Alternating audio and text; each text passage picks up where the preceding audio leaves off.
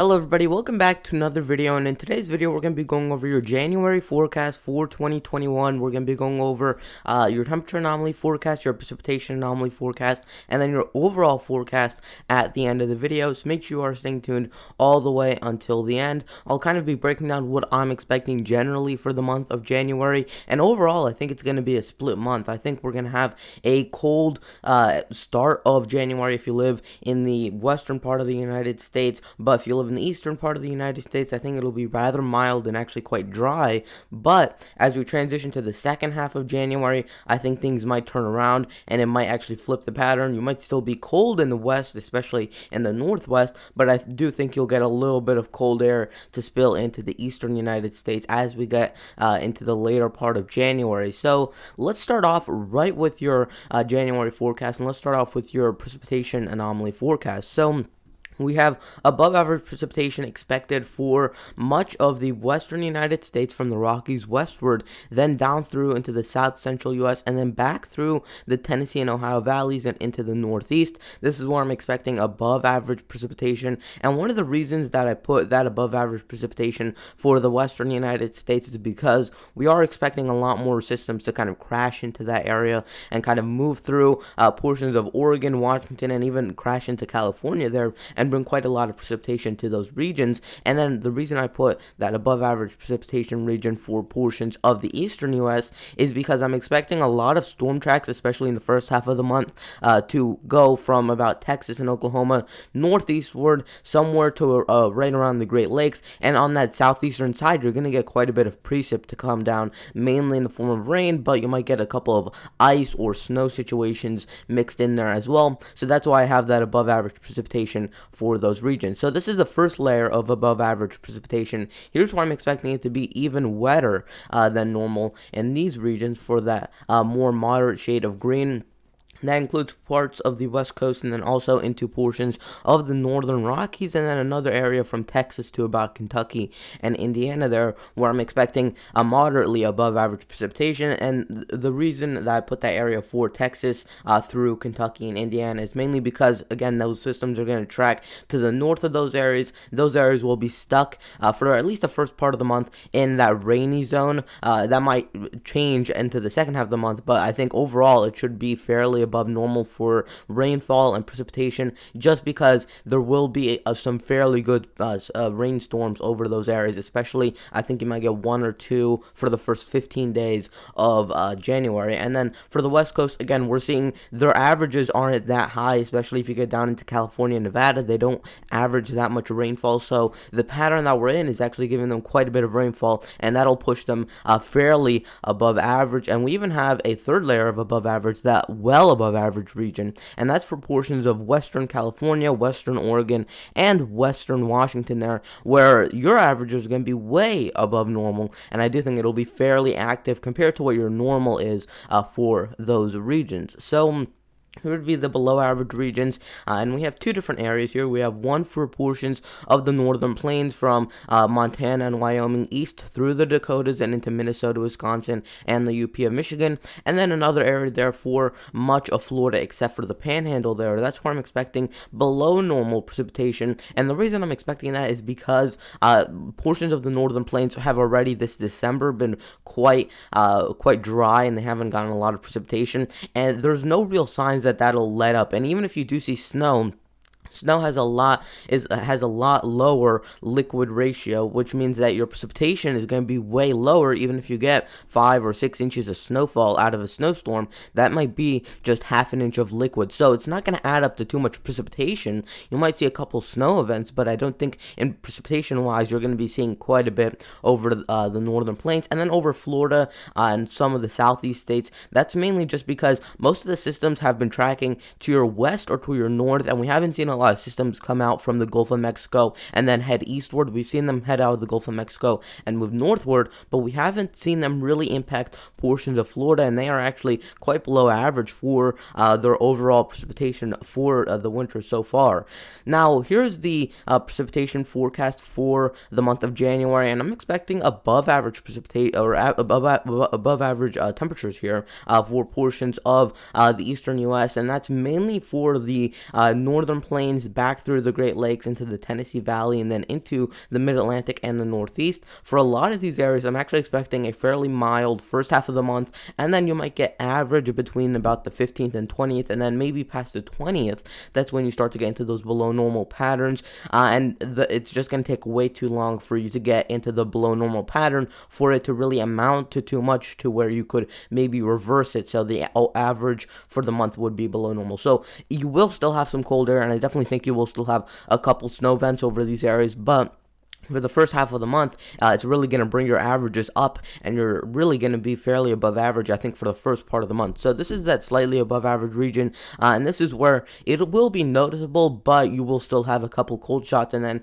in this moderately above average region for the Dakotas, Minnesota, and Wisconsin, and some surrounding areas, this is where I'm looking at moderately above average temperatures, and this is where it's going to be actually fairly above normal. It'll be fairly warm compared to normal, and I think still you will be fairly chilly compared to the rest of the country's standards, but for your area, your averages, you will probably be closer to 3 or 4 or 5 degrees above normal for the entire month. So it will still be above average for your area.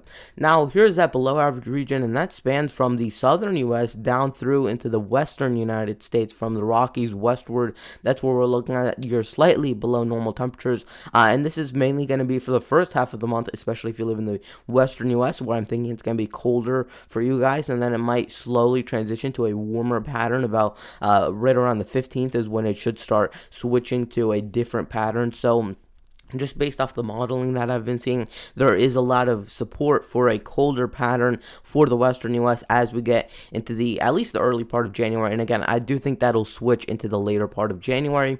And then here's that moderately below average region, and that's for portions of the Rockies and areas west of the Rockies, where I'm looking at moderately below average temperatures. And then another region right along the Gulf Coast where I'm expecting moderately below average temperatures. This is where I think it'll be consistently cold over these regions, and I think you really will have to, it'll really be quite cold for much of the month, even though much of the areas north of the areas along the Gulf Coast will be warmer. That cold air will linger around the Gulf Coast, and when I was looking at different models for their temperature anomalies, a lot of them were showing just a little spot of cooler than normal temperatures right along that Gulf Coast, and that's what led me to put you guys under that below normal area, because it looked so consistent throughout all these models that they were showing some below normal temperatures for you guys, and that below normal air really didn't move out of your area. It was kind of stuck over to that same region. So that's why I put you guys under that moderately below normal temperature region. And let's start talking about your overall forecast. So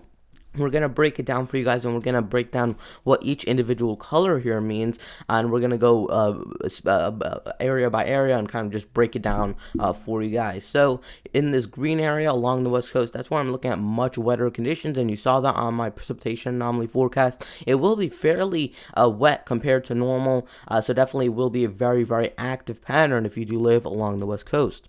I'm expecting colder conditions for some of the interior mountainous states, so for Nevada, northern Arizona, Utah, into parts of Colorado, Wyoming, and Idaho, as well as a little bit of Oregon there. That's why I'm looking at colder than normal temperatures, and it will be actually fairly below normal over these regions where that cold air might stay in until about the 15th or 20th, and then after that, again, I am expecting it to kind of shift a little bit further to the east.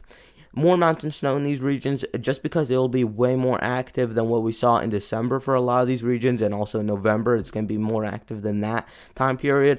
So overall, I think it'll be an above average month for the mountains in the Rockies. You will have a lot of systems crashing to the west coast and maybe delivering some of the mountains closer to 3 or 4 feet at a time in some of those higher elevations. So definitely, I think it'll be a favorable pattern if you do want to go out on the ski slopes over portions of the Rockies. Chillier conditions over portions of the southern United States, stretching from southeastern California all the way into South Carolina, Georgia, and Florida there. That's where I'm expecting chillier conditions. Not super cold, but it will be fairly cold. It will still be noticeable, although you might still have, again, a couple warm-ups here and there. But overall, it should be at least a couple degrees below normal for the month. flip-flop conditions over portions of the central United States, and that's mainly just because you're going to be right in between those warmer temperatures, those colder temperatures. You're going to be kind of in the middle of the wetter conditions and the drier conditions. You're going to be right all over the place. You might have a couple rainstorms, and then it might transition to ice with a couple of these storms, and then maybe you see one or two snowstorms. So you're going to be right in the middle of it. It's going to be a very, very volatile pattern if you live over the central U.S., and it's going to be definitely very, very interesting to track out all of those storms. Warm early over portions of the northern plains, and again, I do think this will switch to a colder pattern, but I do think you'll be, for the first at least 10 days of January, you'll be 5 to 10 or maybe even 15 degrees in some areas above normal in these regions. So even though you might cool down at the end part of the month, it will still be so warm in the beginning part of the month that your averages will probably, even if you have a colder period past the 15th, it probably will still average out to a bit above normal. More lake effect snow in these regions, and I'm actually expecting a fairly average to maybe even slightly above average lake effect month for the month of January, where I'm expecting a little bit more lake effect than normal. Your Great Lakes from that incredibly warm summer are still not that frozen. You still do have a lot of lake cover that still hasn't been covered with any ice, so that will definitely help with some of you guys who do like lake effect snow, and if you do live along those regions, then definitely take caution, because you could definitely have quite a bit of lake effect snow this January. Cold late over these regions from the Great Lakes into the Ohio and Tennessee valleys, and then back through the western mid-Atlantic and into the interior northeast. This is where I'm expecting cold late. And this is mainly because I think after the 15th to 20th, that's when I think it'll start to actually get cold. The first part of the month will actually be fairly mild, but again, as you get into the later parts of the month, it will probably go back into a colder pattern. Now, severe weather will be prominent over these regions, over portions of Texas, Louisiana, Mississippi, Alabama, and then into Georgia and Tennessee there. That's where, again, I think it's going to be pretty much the heart of the severe weather. We will be in a kind of the middle ground between where you're seeing those warmer temperatures and those colder temperatures. And what we've already seen so far is with the storm track going to your north and west, at least for the first 10 to 15 days of the month, you will probably be on that southeastern side where you're going to pull in some Gulf moisture and then potentially pull up a couple of severe storms. Now, they're not going to be tornado outbreaks or anything like that, but definitely something that could cause maybe a little bit of hail, maybe some gusty winds, or maybe a little bit of thunder or lightning over some of those regions. And then your final area, nor'easter threat for portions of the East Coast. We're already seeing some sort of nor'easter threat for the early part of January. Now, that doesn't mean all of the nor'easters will be snow, like they're usually associated with. Nor'easters usually are associated with those big blockbuster snowstorms, but they can also be nor'easters that are just wind makers or just rain makers. So it'll definitely be interesting. We already have a couple potential nor'easters that I'm looking at right now, so definitely a few more aren't out of the question. So I'm definitely going to just leave the chance that you do get some nor'easters in those regions. And if you weren't in this pink region, you would probably be mixed in with that cold late region, because I also think that you guys will be a little bit colder, especially in the later part of January. So that is going to wrap it up for today's video. Please consider liking the video, subscribing, and turning on notifications. I make these videos daily, so if you don't want to miss it, again, be sure to subscribe. And also, if you have any comments or questions, leave a comment down below, and I'll try and answer you guys fairly quickly to when you actually posted that. So again, that is going to wrap it up for today's video, and I'll see you guys in the next one. Goodbye.